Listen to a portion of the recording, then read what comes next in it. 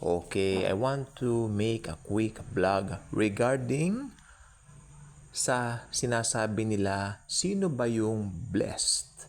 Uy, nakaka-bless ka naman, o di ba? Maganda 'yon. Tapos sinasabi mo, uy, marami kang blessing. Maganda rin 'yon. Pero kasi ito po don't get me wrong, ang salitang blessing, I believe, sa akin lang naman po ito I believe ito po ay exclusive sa mga born again Christians. Well, paano ko po nasabi yan? Aralin natin mabuti. We are blessed because of Jesus. Ngayon, yung mga unbelievers po, sila po ay may mga pagpapala rin, pero ang tawag po roon ay natural na lumalabas na mga efforts nila.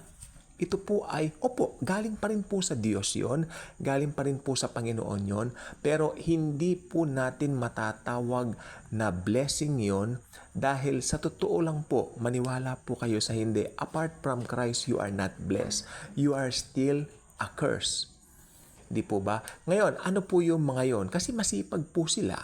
Di po ba? May mga pangarap sila. So, masisipag po. Kasi sabi po ng Bible, kung tutuusin, mas tuso yung mga unbeliever kaysa sa mga believers. Tayo medyo, medyo talagang tinatawag tayong mga nakadepende lagi tayo sa Bible. Nakadepende tayo sa Panginoon. Wala tayong pakialam sa pakikipagpaligsahan sa mundo. Don't get me wrong, nakalagay po sa Bible, pinagpapala ng Diyos ang lahat. Jesus blesses everyone. Nandoon po yon. Pero yung salitang bless, I believe applied lang yan sa Kristiyano. Kasi ang blessing po talaga, yung talagang kahulugan ng blessing ang sinasabi ko. Now, yeah, you can say sa ibang tao, God bless you, ako ginagawa ko po yon. Pero yung totoong meaning ng bless sa mga Kristiyano lang po yon. Dahil nangyari po ang blessing, makinig po mabuti, nangyari ang blessing nang mamatay sa krus ang Diyos anak, ang God of gods na matay sa krus. Hindi po siya namatay na parang natural na tao. Ibinigay niya yung espiritu niya. Bilang Diyos, hindi siya pwedeng mamatay. Kaya ibinigay niya ng kusa. Nasa Bible po yan. Kaya doon po nagsimula yung blessing nating mga tumanggap sa Kanya. Nung namatay siya 2,000 years ago, hindi pa tayo lahat isinisilang. Di po ba? Pero dahil siya ay Diyos, habang nakabayubay siya sa cross, nakita niya na sino ba yung mga mananampalataya sa Kanya. Yan po ang power ng predestination. I believe in predestination. I believe we are predestined, no?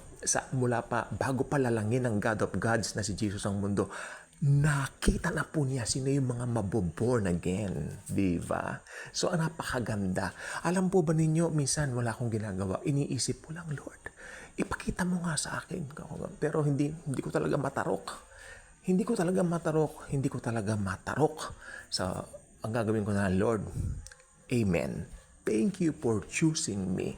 Ang pinakamagandang masasabi natin, Lord Jesus, thank you. Dahil kahit hindi ako karapat-dapat, pinili mo ko na magmana ng buhay na walang hanggan. Not because of me, but because of you alone. Yan po ang tunay na blessing. Kaya sabi ko, if you are a born-again believer of the Lord Jesus Christ, you are truly blessed. Okay, parang din lang po malito. Sige.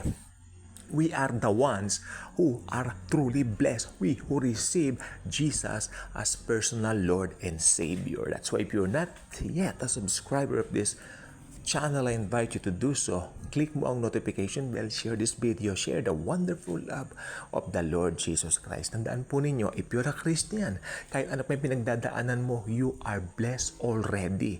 At yung ibang mga lumalabas na mga manifestation na yan, part lang po yan ng blessings mo. Dahil sa totoo lang po, you are blessed already as a whole package na yan. Kaya ang blessing mo habang lumalakad tayo dito sa mundo, ito po ay hindi mapipigilan na magmanifest at magmamanifest. Makikita ng mga unbelievers na tayo ay iba. Tayo ay may ningning sapagkat ang kaningningan natin ay walang iba kundi si Jesus. Thank you po sa inyong panonood at pakikinig, and as always and forever, Jesus, the one who truly loves us all.